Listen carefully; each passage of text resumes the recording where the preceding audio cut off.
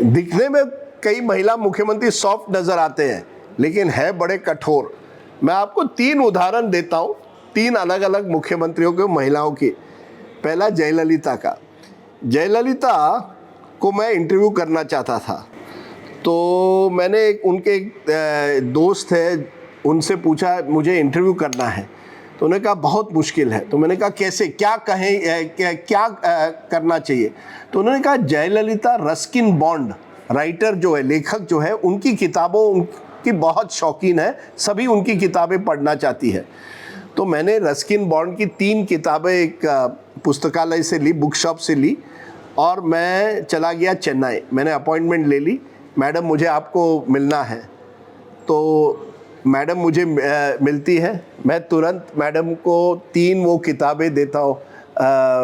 Ma'am I believe you are, आपको रस्किन बॉन्ड बहुत पसंद है, मैं आपके लिए ये 3 किताबें लाया हूँ, आपको ज़रूर पसंद आएगी। उसमें से एक नई किताब भी उनकी है।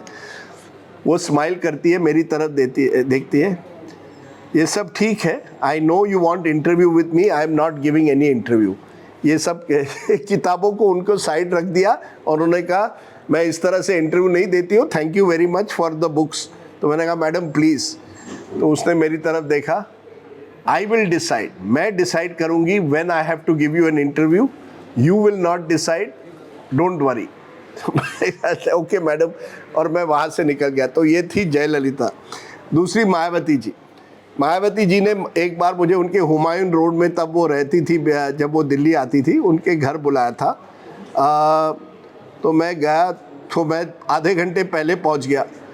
तो वहाँ ब्यूरोक्रेट्स सब मौजूद थे। उन्होंने कहा हाँ मैडम आ रही है, आ रही हैं। जैसे ही मैडम आ गई, सब अटेंशन पर, सबके सब। मैडम वहाँ बैठती है, अच्छा आप आए हैं मुझे मिलने? मैंने कहा हाँ। क्या पियोगे? तो मैंने कहा कुछ भी, जो भी आप कहें। लिम्का पियोगे? तो उन्होंने कहा ठीक है मैं लिम्का पी लूँगा। तो लिम्का आता है, तो लिम्का आता है और हम दोनों बात कर रहे हैं। जितने भी ब्यूरोक्रेट्स उस रूम में थे वो अभी भी अटेंशन पर थे, और वो उनकी नज़र वो मायावती से नहीं मिलाना चाहते। मैं और मायावती जी बात कर रहे हैं। वो मुझे एक दो मैं उनको सवाल पूछा और ब्यूरोक्रेट्स बिल्कुल चुप, कुछ नहीं कह रहे हैं। बाद में मैंने उनको कहा कि आप हमारे साथ क्यों नहीं आए, आप भी लिम्का पी लेते। नहीं नहीं मैडम के सामने नहीं, मैडम के सामने नहीं, उन्होंने आपको बुलाया, हमको कुछ नहीं, हम तो एकदम डरे हुए नजर आए। यानी पूरी तरह से मायावती ने उन पर एक तरह से अपना डर, एक डर का माहौल उस रूम में नजर आया कि ये ब्यूरोक्रेट्स मायावती की तरफ भी, मायावती जी की तरफ भी नहीं देख रहे थे। तीसरा उदाहरण ममता बनर्जी का, बड़ी दिलचस्प स्टोरी है। मैंने अपने 2014 के किताब में लिखी है। 2012 मुझे लगता है, हाँ 2011 में जब चुनाव जीती लेफ्ट के सामने, तो उस साल के एंड में हम एक CNN IBN Indian of the year कार्यक्रम करते थे।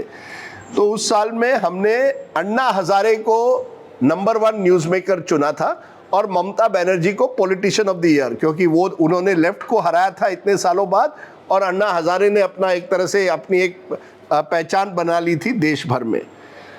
तो सब तैयारी हुई।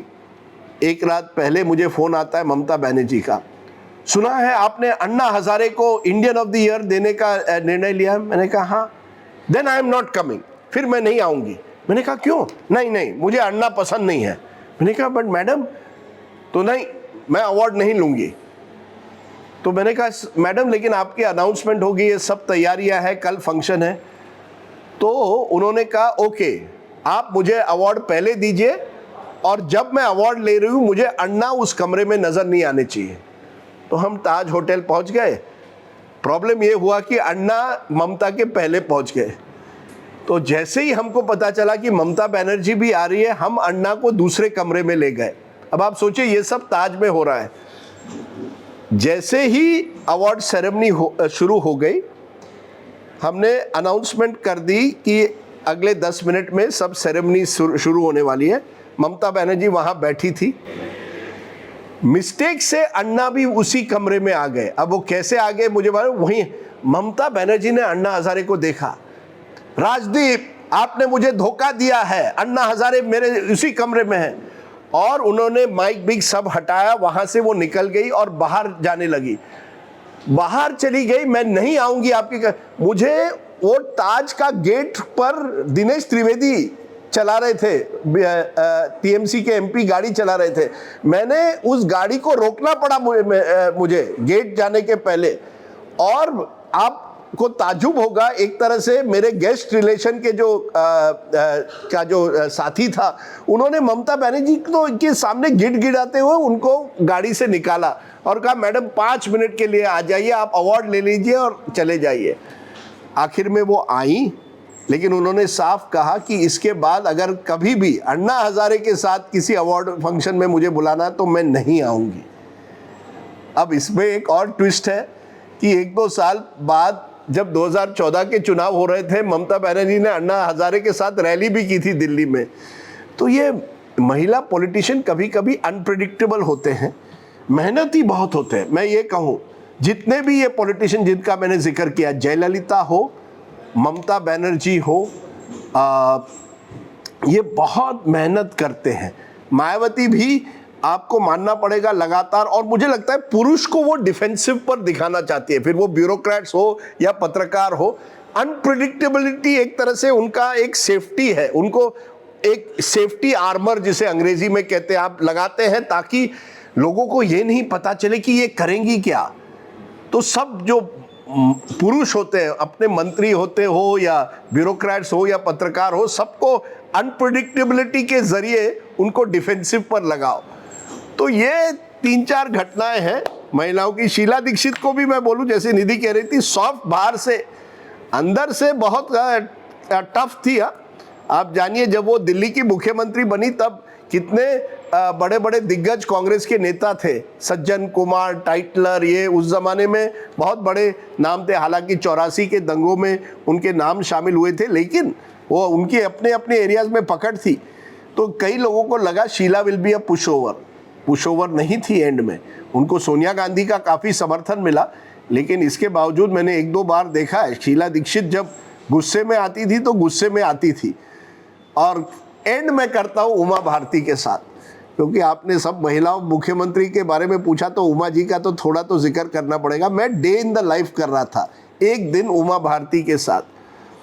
तो हम लोग गाड़ी में जा रहे थे, अचानक उसने ड्राइवर को कहा रोको रोको रोको। मैंने क्या हो गया? उमा भारती गाड़ी से निकलते, वहाँ एक हाथी आ रहा है रास्ते पर, वो जाती है और हाथी के सामने ऐसा नमस्कार करती है। आप सोचिए, भोपाल के बीच, रास्ते के बीच उमा भारती हाथी के सामने नमस्कार कर रही है। अब कौन सी मुख्यमंत्री है, कितने ऐसे मुख्यमंत्री हो। एक दूसरी बात, उमा भारती की खाना बहुत अच्छा पकाती थी, फर्स्ट क्लास। और उन्होंने एक बार उसी ट्रिप पे मुझे बताया कि एक ज़माने में वो हेलीकॉप्टर भी चलाना जानती थी, घुड़सवार भी करना जानती थी। So she was an all-rounder. एक अलग पहचान मुझे उमा भारती की उस ट्रिप पर दिखी थी। पर ये सब अपने आप में अलग है, एक अलगपन होता है। मेल पॉलिटिशियन की एक बॉन्डिंग होती है, female politicians are more individualistic. उनकी एक अपनी एक आइडेंटिटी होती है, जो वो जिसके ज़रिए वो अपनी राजनीतिक पहचान बना लेते हैं। Very very interesting. एक बड़ा अच्छा सवाल आपने पूछा। कई अब देखते हैं रेखा गुप्ता जी की खासियत क्या बनती है। उनके सामने भी ज़रूर कई चुनौतियाँ आएंगी, but I wish her well. I think we need many more women politicians and chief ministers. इतना बड़ा देश है और ममता बनर्जी और रेखा गुप्ता के अलावा इतने बड़े देश में कोई महिला मुख्यमंत्री ना हो, that is disappointing. So I hope to see many more, बहुत और ज़्यादा महिला मुख्यमंत्री हो, यही मेरी आशा है। बहुत बहुत शुक्रिया आपका।